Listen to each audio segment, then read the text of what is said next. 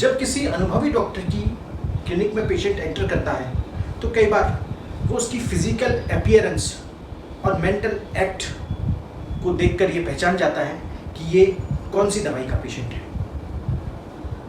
Mental act की मैं बाद में बात करूंगा।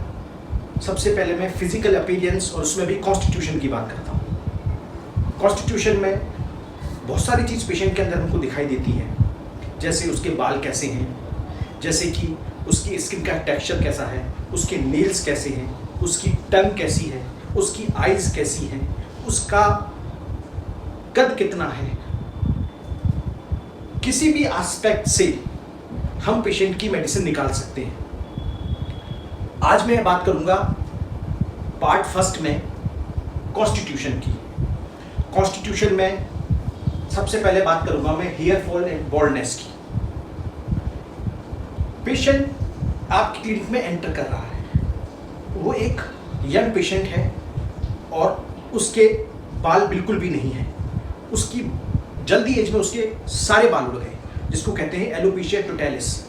होम्योपैथी में 2 नंबर 1 रेमेडी होती हैं जो एलोपेशिया टोटैलिस के लिए यूज़ की जाती हैं, वो हैं बेरेटा और साइलिशिया। जब भी हम कोई चीफ सिम्टम, या वो फिजिकल हो या वो मेंटल हो, जब हम कोई चीफ सिम्टम लेते हैं तो उसमें कुछ मेडिसिन्स होती हैं। हमें उन मेडिसिन्स के बेसिक सिम्टम आने चाहिए, जिससे कि हम उनको डिफ्रेंशिएट कर सकें। उनके डू एंड डोंट्स आने चाहिए, या कुछ ऐसा हमें उस दवाई का आना चाहिए जो दूसरी मेडिसिन में ना हो। जैसे बेरेटा और साइलिशिया, ये दोनों चिली रेमेडीज हैं। साइलिशिया की अगर हम बात करें तो साइलिशिया में स्वेटिंग प्रोफ्यूज होती है हेड से और पैरों से, स्पेशली सोल से। और इसकी जो सोल से जो स्वेटिंग होती है वो ऑफेंसिव होती है। पेशेंट एंटर करेगा और अगर उसने जूते बाहर खोल दिए और मोजे खोल दिए तो पूरे क्लिनिक में एक तेज बदबू फैल जाएगी।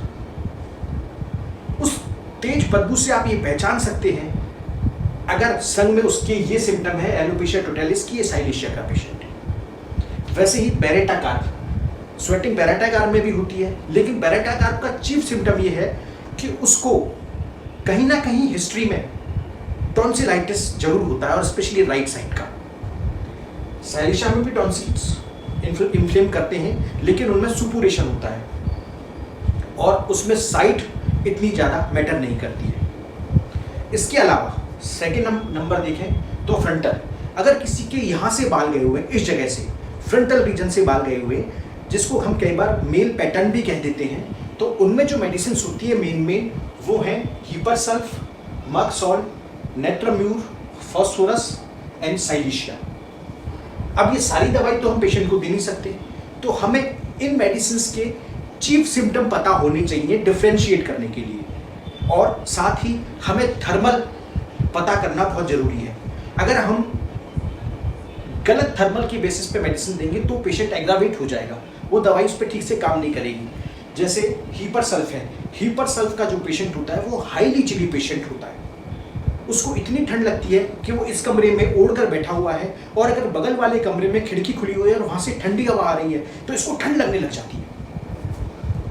मक्सॉल का जो पेशेंट है ये एम्बी थर्मल होता है, इसमें प्रोफ्यूज सलाइवेशन होता है, इसमें नाइटली एग्रावेशंस होते हैं, साथ ही इसमें जो स्वेटिंग होती है उसमें इसको उस स्वेटिंग से एग्रावेशन होता है। यह कोल्ड सोर्स की बहुत अच्छी मेडिसिन है। नेट्राम्यूर पेशेंट हॉट होता है, इसमें भी स्वेटिंग होती है, पर इसमें स्वेटिंग से इसको एमेल्योरेशन होता है। इसको मॉर्निंग से लेकर इवनिंग तक एग्रावेशन होता है। इसमें जो सबसे खास बात होती है नेट्राम्यूर की कि यह पेशेंट नमकीन चीज़ें और तेज नमक खाना पसंद करता है।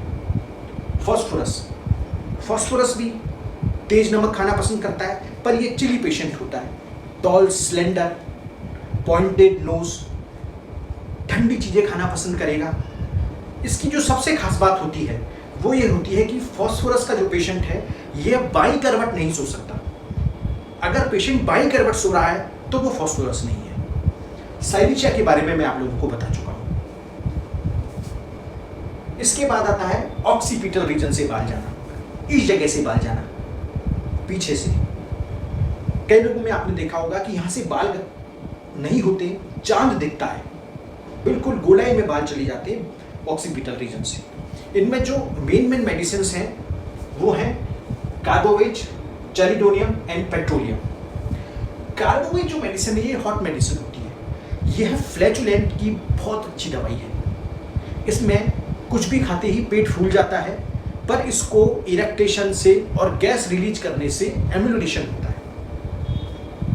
यह सफोकेटिव पेशेंट होता है। यह जो पेशेंट है इसके दो सिम्टम बड़े इंपॉर्टेंट होते हैं जिससे हम कार्बोवेज को बहुत सारी मेडिसिन में पहचान सकते हैं। यह कार्बोवेज का जो पेशेंट है उसको एक्सीडेंट से बहुत डर लगता है। वो गाड़ी हमेशा धीरे चलाएगा, कोई गाड़ी तेज चला रहा है तो उसको टोकेगा, सड़क पार करेगा तो बहुत देर खड़ा रहेगा और फिर देखकर सड़क पार करेगा। साथ ही ये जो पेशेंट है अगर ये किसी चीज पर गुस्सा हो जाए और ये गुस्सा ना निकाल पाए तो ये उस गुस्से के कारण सुसाइड भी कर सकता है। Next medicine is the chelidonium. Chelidonium जैसे कि आप लोग जानते हैं, चेलिडोनियम जो है एक लिवर रेमेडी होती है। अगर इस पेशेंट के गॉल ब्लैडर में स्टोन है तो इसको राइट हाइपोकॉन्ड्रियम में पेन होता है इस जगह, और ये यहाँ से जो पेन है ये इसके स्कैपुलर रीजन तक जाता है। इस पेशेंट को अगर पता करना है तो इसकी सबसे खास बात ये होती है, दो ही दवाई ऐसी है मेन जो खाना और पीना तेज गरम पसंद करते हैं। One is arsenic and second is chelidonium. Petroleum, petroleum remedy को आप आसानी से पहचान सकते हैं। सबसे पहली बात तो जो पेट्रोलियम है यह चिली रेमेडी होती है और इसकी सारी जो प्रॉब्लम्स होती है वो विंटर में एग्रावेट होती है। इसके फिशर्स हो जाते हैं स्किन में, ड्राइनेस हो जाती है, इसकी पूरी बॉडी आपको ड्राई मिलेगी। यह राइटिंग सिकनेस की बहुत अच्छी मेडिसिन है, कॉक्यूलस के बाद सेकंड नंबर पर आती है। साथ ही इसमें एक ऐसा डिल्यूजन होता है जो किसी और दवाई में नहीं होता। इसको ऐसा लगता है कि अगर लेडी लेटी हुई है और उसके बगल में उसका बच्चा लेटा हुआ है तो इसको कई बार ये भ्रम होता है कि वहां पर दो बच्चे हैं, या वो आदमी लेटा है उसको ऐसा लगता है कि मेरे साथ साथ कोई क्रॉस वाइज एक और कोई आदमी लेटा हुआ है। उसको ऐसा लगता है कि मेरा जो पैर है वो एक पैर, वो एक नहीं है, वो दो है और दो के चार हो गए। साइड से बाल जाना, इस जगह से साइड से बाल गए हुए हैं तो उनमें जो मेडिसिन आती है वो है ग्रेफाइटिस और स्टेफिसिग्रिया। ग्रेफाइटिस के लिए ज़्यादा जानने की जरूरत नहीं है, इसमें बाकी सारे सिम्टम तो पेट्रोलियम जैसे होते हैं। ये एक तो पेट्रोलियम से डिफर होती है इसके इरप्शन के बेस पे। दूसरी जो खास बात है कि ग्रेफाइटिस का पेशेंट मीठा बिल्कुल भी नहीं खाता, इसको स्वीट से अवर्जन होता है। और दूसरा ये इतना इमोशनल होता है कि कहीं गाना बज रहा होता है तो ये रोने लग जाता है। Second is staphysagria. Staphysagria patient के बारे में मैं अपने पिछले वीडियो जिसमें मैंने एंगर के बारे में बताया है उसमें मैं इसके बारे में काफ़ी कुछ डिस्कस कर चुका हूं। अगर आपको वो वीडियो देखना है तो उसका लिंक आपको डिस्क्रिप्शन में मिल जाएगा। फिर भी मैं इसका एक मेन पॉइंट आपको बता देता हूं। एक तो ये चिली रेमेडी होती है, दूसरा इंडिग्नेशन की सबसे बड़ी दवाई है ये। इंडिग्नेशन मीन्स कि अगर इस दवाई का गुस्सा दब जाता है तो ये वही रीजन होता है इसके बीमार होने का।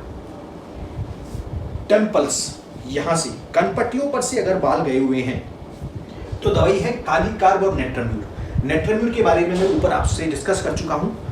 कालीकार्ब के बारे में दो चीज आप याद रखें जो इसकी मॉडलिटीज भी हैं, जैसे कि इसमें स्टिचिंग पेन होते हैं,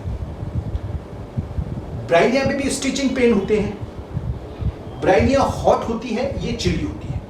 दूसरी, इस पेशेंट को जब कभी और कहीं भी दर्द होता है तो ये कभी भी उस दर्द वाली जगह नहीं लेट सकता। अगर इसके राइट साइड में दर्द है तो ये लेफ्ट साइड में लेटेगा, लेफ्ट साइड पेन है तो ये राइट साइड में लेटेगा। ब्राइनिया से इस पॉइंट पर ये डिफर होता है। नेट्राम्यूल के बारे में मैं ऊपर आपको बता चुका हूं। इसके बाद आता है बाल स्पॉट्स में जाना, जिसको कहते हैं एलोपेशिया एरिएटा। जैसे एक स्पॉट में यहाँ से बाल गए, यहाँ से चले गए, पीछे से चले गए, जैसे एक सिक्का आप रखते हैं उस सिक्के जितनी जगह बाल गए हुए हैं कहीं पर, वो बिल्कुल चिकनी जगह हो रखी है। तो मेडिसिन है फ्लोरिक एसिड। फ्लोरिक एसिड एक हॉट रेमेडी है। फ्लोरिक एसिड को अगर आपको डिफ्रेंशिएट करना है तो सबसे खास बात है कि ये अल्सर्स की बहुत अच्छी दवाई है। दूसरी, फ्लोरिक एसिड का जो पेशेंट है ये तेज ठंडा पानी पीना पसंद करेगा और ये बहुत ज़्यादा लस्टी होता है। इसके जो बाल जाने का रीज़न ही ये होता है कि ये फिजिकल एब्यूज बहुत करता है, मास्टरबेशन बहुत करेगा। तो आपने देखा कि पेशेंट को हम उसके अपीयरेंस से, और ये तो अभी केवल हेड की बात हो रही है, बाल की बात हो रही है, वहां से भी हम मेडिसिन तक पहुंच सकते हैं। पेशेंट तक पहुंचने के बहुत सारे रास्ते होते हैं। वो फिजिकल भी हो सकता है, वो टेम्परामेंट से हो सकता है, वो मोडेलिटी से हो सकता है, वो थर्मल से हो सकता है, वो मेंटल से हो सकता है, वो पर्टिकुलर से हो सकता है। पेशेंट तक हम बहुत सारे रास्ते से पहुंच सकते हैं। कॉन्स्टिट्यूशन पर वीडियोस आगे जारी रहेंगे। अगर आप इस तरीके के और वीडियोस देखना चाहते हैं तो प्लीज़ मेरे चैनल को सब्सक्राइब करें और मुझे फॉलो करें। Thank you.